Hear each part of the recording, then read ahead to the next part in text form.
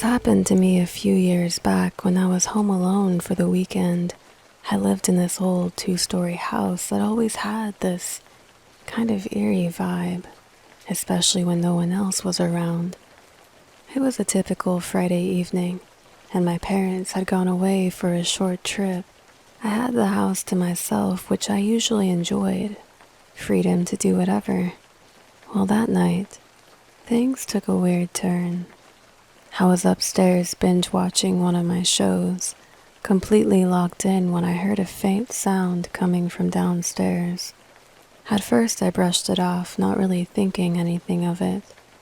But then I heard it, a muffled shuffling noise, like something being moved around. One of those sounds you know isn't normal to your surroundings. I paused the show and strained to listen. Silence. But then after a few more moments, I heard it once again, clear as day. Someone, or something, was definitely downstairs. My nerves began to fray, and I tried to convince myself it was just the wind or maybe even an animal. But deep down, I just felt off. That gut feeling that told me this was something more. I cautiously crept to the top of the stairs and peeked down, and then I was truly caught off guard. Darkness. Let me just tell you now that I never left the lights off when home alone in that house. I always kept the light on in the kitchen, as well as a couple of lamps in the living room, sometimes even a TV for added measure. But here I was, at the top of the stairs, looking into an opaque darkness. I debated calling the cops or something, but what would I tell them? Hey, there might be someone in my house, but I'm not sure. I was afraid to do so. Too afraid. And instead I did the dumbest thing. I went downstairs, armed with a baseball bat I pulled from my closet, and the not-so-reliable flashlight on my phone. I did a brief check, half expecting someone or something to jump out at me. But nothing. I quickly dashed for the light switch of the kitchen, flipping it on and being grateful when the pool of light fell over me. The living room and hallway were still shrouded in darkness, making the light I stood in feel like a sanctuary. I couldn't explain why the lights were out, but I didn't put it past myself to possibly have forgotten to turn them on in the first place.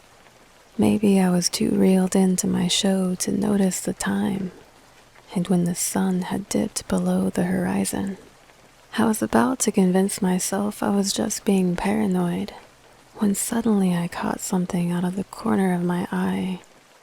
I quickly turned my head to catch a glimpse of what looked like my mom, swiftly turning the corner and going into the guest bedroom. My mom, who is very much still alive and well. The hair, the height, the clothes. This figure seemed to have been moving so casually, so unbothered. I rubbed my head and eyes, not knowing what to think, not knowing what to do. I wanted so badly to run, but I felt frozen. My adrenaline kicked in, and I bolted toward the front door, yanking it open as bile rose in my stomach. I somehow felt safer in the driveway, under the warm streetlights, than in my own home. I knocked on our neighbor's door, who were thankfully also good friends of my parents, and I briefly explained myself in a way I only hoped wouldn't make me sound crazy. Although my shaky voice and trembling hands probably took away from that. After a short bit, they came over with me, and we did a walkthrough of the house together. No signs of anything. Nothing tampered with. No forced entry, nothing moved, nothing broken. I admit, I slept over at their place that night. I don't know how to explain what happened. And for the record, my parents did make it back safely, and nothing like that ever happened again. But ever since my experience, I refused to stay in that house alone anymore. There was just something off about the place.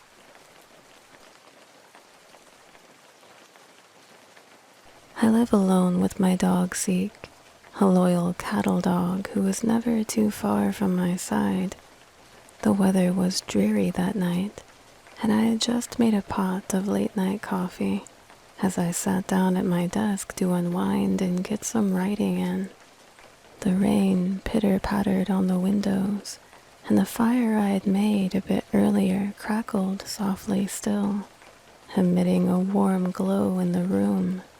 I hadn't become too engulfed in my work when suddenly Zeke was at my side, staring up at me with eyes that said, "Well, are you going to let me out?"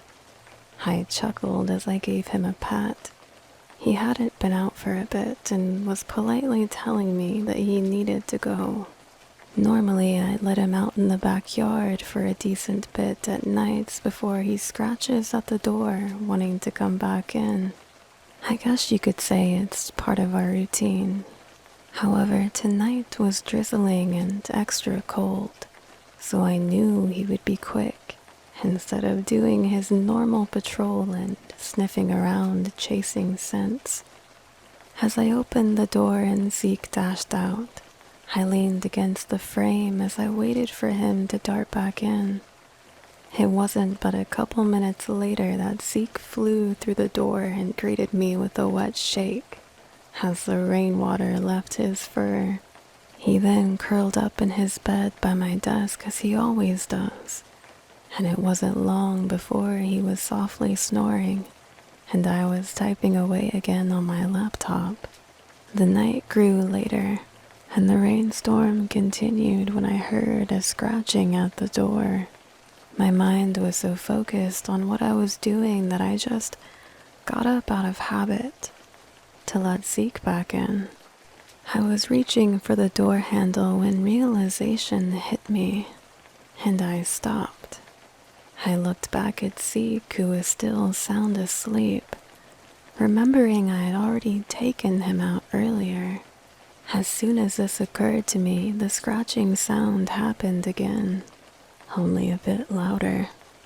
This time, Zeke awoke to it and sat up looking at me and then looking at the door. "What is it, buddy?" I asked. I flipped the light on out back and peered out the blinds trying to see if anything was there. Maybe an animal had made its way into the yard and was trying to get in, although it seemed unlikely. As I looked out, I didn't notice anything. No movement or animals nearby.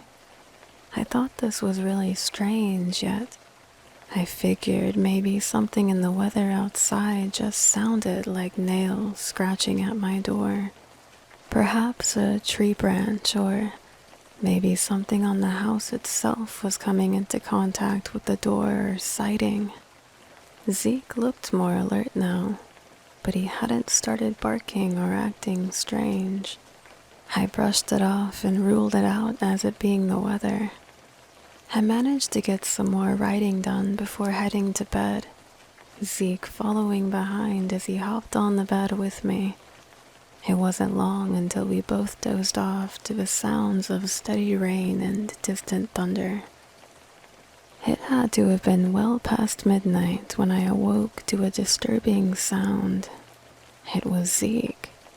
I saw his silhouette nearly standing over me as a guttural growl emitted from the back of his throat, snarling and clearly in a protective state as his snout pointed toward the window, where once again the scratching noise could be heard. I suddenly felt fearful that my assumption from earlier was no longer valid, not with Zeke reacting the way he was. I slowly and quietly turned over, trying to stealthily peer out the window. I couldn't see anything from my angle, and I wasn't about to go outside and put us both at any risk. The scratching stopped, Yet Zeke seemed to become restless, and now so was I. He would jump from the bed and pace around the house before returning. He was on constant patrol that night, and I didn't get much sleep after that. Morning soon rolled around, and I bundled up to go outside with Zeke. As we both did a perimeter check, nothing seemed out of place. No marks of any sort, no damage. I was baffled. It's been about a half a year since this incident, and I guess I had somewhat expected to experience it again, but I will say that I'm not disappointed that I haven't. Although as I'm sitting here in the same spot, putting this in writing, Zeke is starting to pace.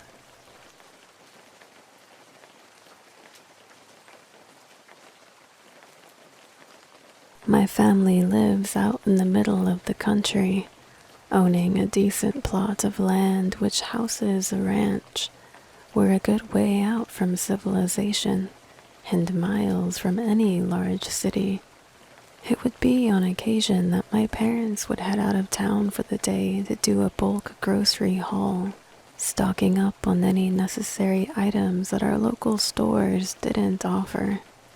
While they were away, it was my job to tend to the chores that needed to be done around the property, and after those were complete, I would wind down and await their return to help unload the plethora of items. It was mid-afternoon when I had finished up the last of my tasks. I walked back inside and stared at my school bag. I knew there was homework to be done, but instead I decided to hook up my PlayStation to the living room TV to fully immerse myself in one of my video games. With my parents returning home in a few hours, I took advantage of a living room setup while I could, a great contrast to the smaller screen in my bedroom. Time seemed to fly by as I played, and soon a golden light from the evening sun danced on the walls. I knew it was about time for them to be back. The sound of the truck and front metal gate being opened was always the clear indication, and the sounds I listened for. I hadn't gotten a text or call that they were down the road quite yet, so I paused my game to get up and head to the kitchen for a drink before returning back to soak in the last of my gaming time. As I twisted open the bottle of cold tea, I heard a voice, a very familiar voice, the voice of my mom that said, "Let me in." It was coming from the front porch area, so I figured I may have missed the sounds of them pulling back into the yard from the volume of the TV. Thinking nothing of it, I hastily made my way to the front door and opened it, expecting to see my mom standing there, holding an armful of grocery bags with my dad not far behind. But when I did, she wasn't there. In fact, no one was. I furrowed my brow and took a look around, now confused as to what I had just heard. No ambience was in the house except the ticking of the old grandfather clock in the entryway, and the occasional whoosh of the steady wind outside. As it sank in more and more, I began to get a little uneasy, so I called them. When my mom answered the phone, I just casually asked if they were almost home, trying to hide the sense of worry in my voice. She replied, letting me know that they were still about 30 minutes away. With that, I let them know that I would see them soon, and we got off the call. Even though it wasn't nighttime yet, I caught myself feeling nervous. I wanted to brush it off and return to my game, maybe even attempt getting homework in for a distraction. But I couldn't bring myself to fix my attention elsewhere. I knew what I heard, and my mind started to play tricks on me. What was that voice? I patiently yet anxiously awaited my parents to finally be back, no longer wanting to be in that house by myself. I know a lot of strange and unexplainable things are out there, but I just have to know if anyone has had something similar to this happen to them. When my parents did return, I wanted to tell them about it, but with how out of place it sounded, I just couldn't bring myself to. I will confess that having this occur made every trip they took out of town a little unsettling. This inexplicable voice remains an anomaly of sorts, a haunting experience that I still don't have answers to.